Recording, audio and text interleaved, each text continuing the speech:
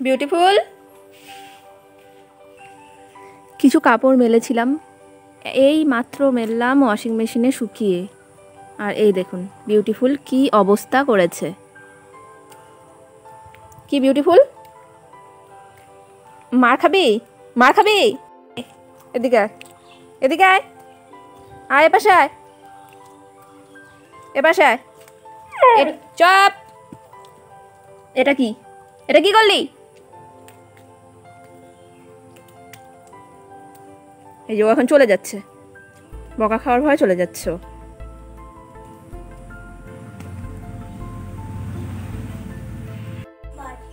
Good morning friends, সহজ পাকের আরেকটা নতুন ব্লগে আপনাদের অনেক স্বাগত।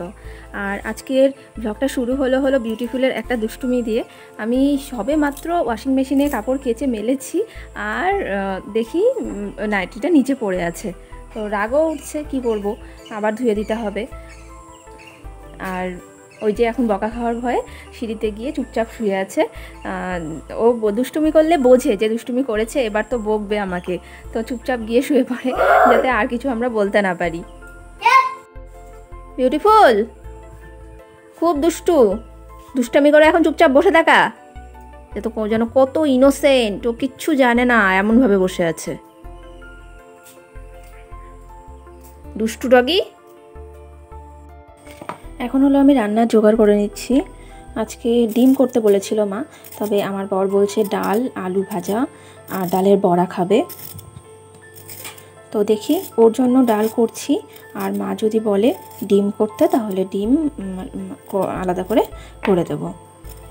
আসলে এতটা গরম পড়েছে, ওই জন্য ডালই খেতে চাইছে। যদিও আজকে গরম নেই, বৃষ্টি আজকে পড়ছে সকাল থেকেই।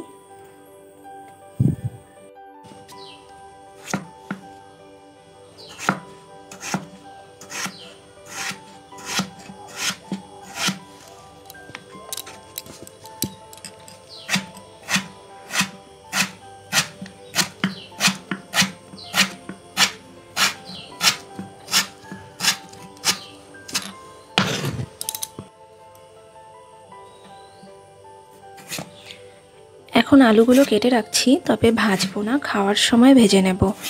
ডালটাও ধুয়ে প্রেসারে রেডি করে রাখলাম, পরে সেদ্ধ করে ফোড়ন দেবো। হয়তো সেদ্ধও করে রাখবো, পরে খাওয়ার সময় ফোড়ন দেব। কারণ মুসুর ডাল তো ঠান্ডা হয়ে গেলে ভালো লাগে না খেতে, ওই জন্য ভাত যখন রান্না করব তখনই একবারে ডাল রান্না করব। আর আজকে হলো ষষ্ঠীর দিনে আমাদের নিয়ম আছে যে মায়েদের ভাত খাওয়া যায় না। এই আলু আমাদের বাঙালিদের খুব পছন্দের খাবার, আর এই আলু সবাই ভাজতে পারেন। ছোট্ট একটা টিপস বলি, আলু কাটার সাথে সাথে কিন্তু সেটা লাল হয়ে যায়, তো সাথে সাথেই জলের গামলা নিয়েই বসতে হবে, এবং আলু কাটার সাথে সাথেই সেটাকে জলে দিয়ে দিতে হবে। এই যে আমি এই আলুটা কাটছি, এইটুকু আলু কেটে নিয়ে এটা কিন্তু আর রাখছি না, এখানে একবারে জলে দিয়ে দিচ্ছি, তাতে আলুতে যে স্টার্চটা থাকে সেটা ভালোভাবে চলে যায়, এবং আলু ভাজার সময় আলু ভাজা ক্রিস্পি হয়। আর আমার মাকে দেখতাম যে লবণ দিয়ে ভালো করে ধুয়ে নিত, যাতে আলুর স্টার্চটা আরও ভালোভাবে চলে যায়, এবং লবণ দিয়ে ভিজিয়েও রাখতো অনেকক্ষণ।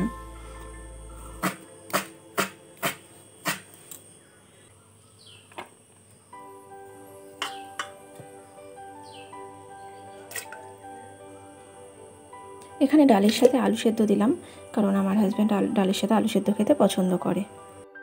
আমার রান্না হয়েই গেছিলো, তবে মা বাজার থেকে ঢেঁকি শাক নিয়ে আসলো, তো ঢেঁকি শাকগুলোই এখন রান্না করে নিচ্ছি। বলল যে পেঁয়াজ এবং রসুন দিয়ে রান্না করতে। তো ঢেঁকি শাকের রেসিপিটা আমি শেয়ার করছি। এভাবে কুচু কুচু করে কেটে নিলাম, তারপর ভালো করে 2-3 বার ধুয়ে নিতে হবে, কারণ ঢেঁকি শাকে প্রচণ্ড বালি এবং মাটি থাকে। পরিষ্কার করে ধুয়ে নিয়েছি। আগেই 3 আটি কেটে নিয়েছিলাম, 1 আটি পরে কাটলাম। আর এখানে কড়াইতে সর্ষের তেল দিয়ে দিলাম অল্প পরিমাণে।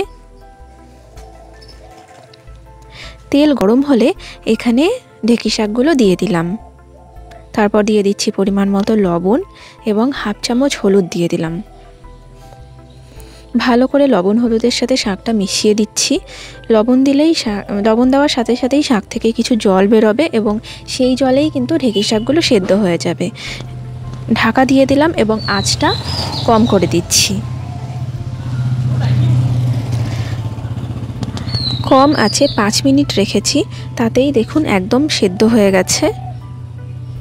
তো এবার আমি আঁচ বাড়িয়ে দিয়েছিলাম, আর আমি লঙ্কা ও রসুন দিতে ভুলে গিয়েছিলাম, তো লঙ্কা রসুন এখন দিয়ে দিলাম। আর এখন বেশি আছেই জলটা শুকিয়ে নিয়ে তারপর পেঁয়াজ দিয়ে দিলাম।